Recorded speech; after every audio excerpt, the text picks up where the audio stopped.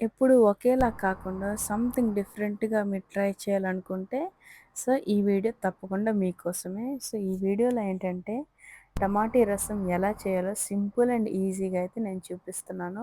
ఆయిల్‌లో పోపు దినుసులు బాగా వేయించుకొని, ఆనియన్స్, గ్రీన్ చిల్లీ, అలాగే కరివేపాకు కొంచెం బ్రౌనిష్ కలర్ వచ్చాక జింజర్ గార్లిక్ పేస్ట్ కొంచెం యాడ్ చేస్తున్నా. టేస్ట్ అయితే దానికి బాగా డబుల్ ఫ్లేవర్ ఇస్తుంది. అండ్ మన గార్డెన్‌లో అయితే మినీ టమాటోస్ అయితే మీకు చూపించాను కదా లాస్ట్ క్లిప్‌లో.